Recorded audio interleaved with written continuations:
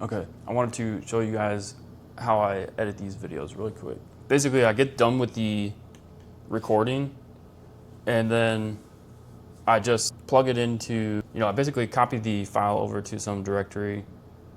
And then I tell Cursor, what do I say? I basically just say, can you do the same thing that you did on the last one? And that's what that is two endpoints, which are just two Python functions.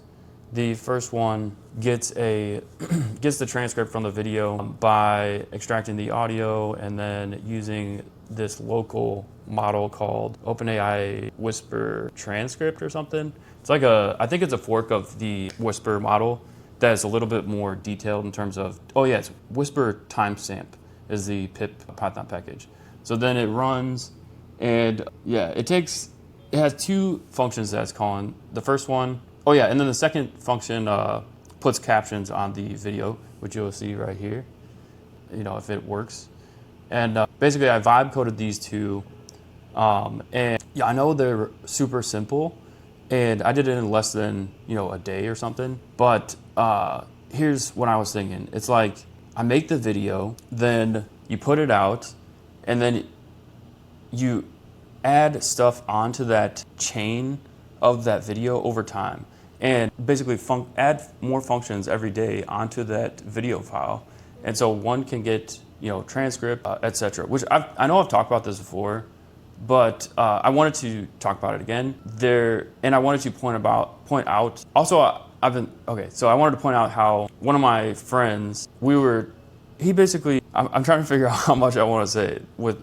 I'll say that one of my software engineer friends, who's a senior software engineer at a FANG company, he envisioned the same thing. Like, I think everyone is pretty much thinking about workflows nowadays.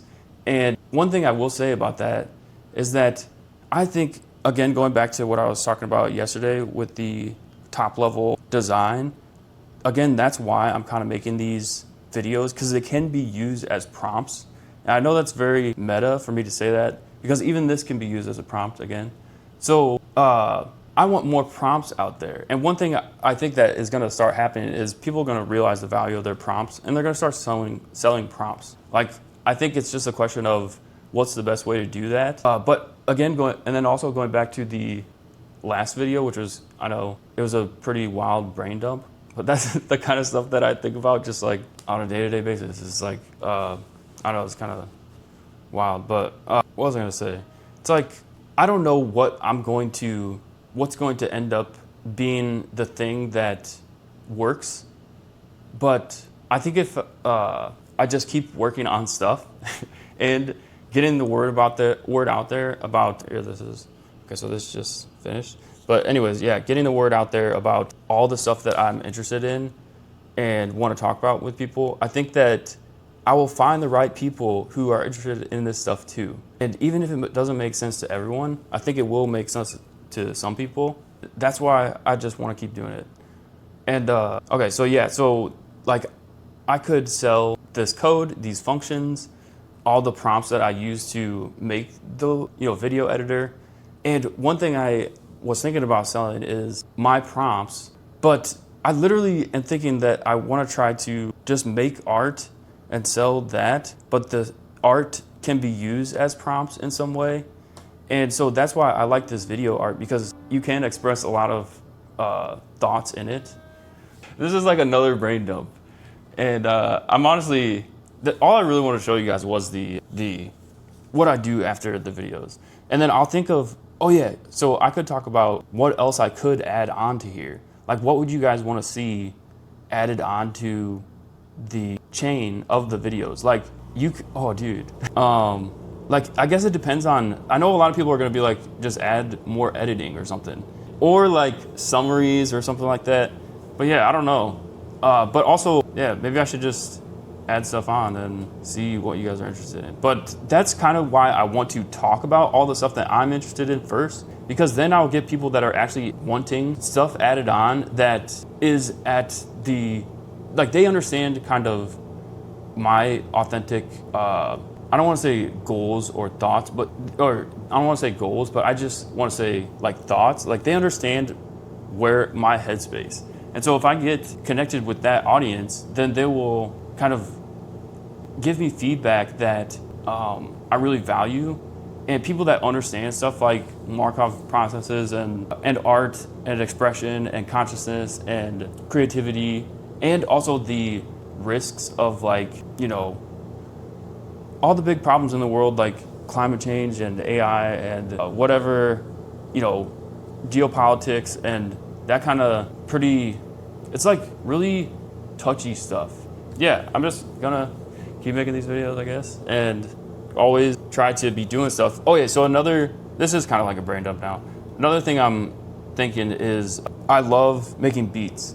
And by the way, I was talking about my friend. I don't know, I don't know how I want to mention other people like in this series, because I always try to keep people's identities removed or whatever. And so, because that's the one thing that I kind of don't want to mess up, because you can't go back on that, is like, you don't want to, I'm fine about talking all about myself, but I don't want other people to like say something that I wouldn't want to say, or that they wouldn't want me to say. So I always try to like, I hesitate to talk about like stuff about friends and stuff.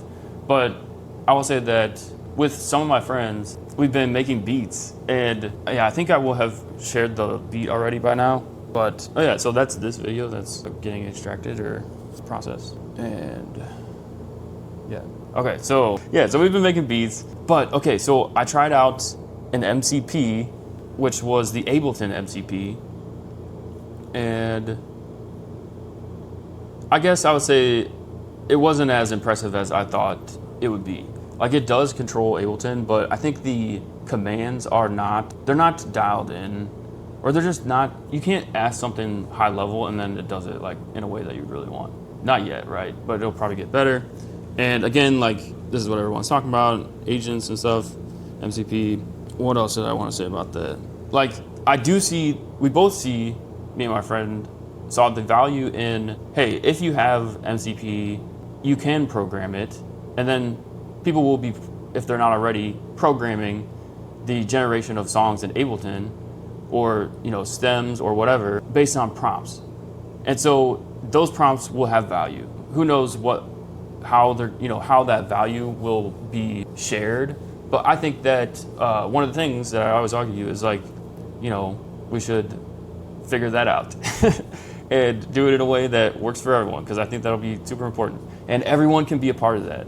And so another, just adding on to the story of everything, like, yeah, I tried out MCP yesterday. We are going to keep making beats, but what was it? We were saying that we're gonna do it. I'm basically kind of the more experienced one there, so I'm gonna like be helping him. But so he wants to learn actually how to use Ableton. I kind of want to learn.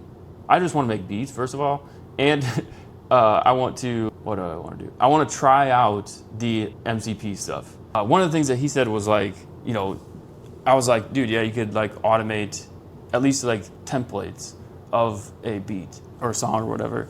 And he was like, I wonder if people are already doing that. And who knows, dude? Because like we don't know how people make all the content and stuff under the hood. And that's one thing I said in the last video, is like about authentication and certification, which is like, that's going to be one of the biggest problems. Yeah, internet protocols, new IPs, all that stuff.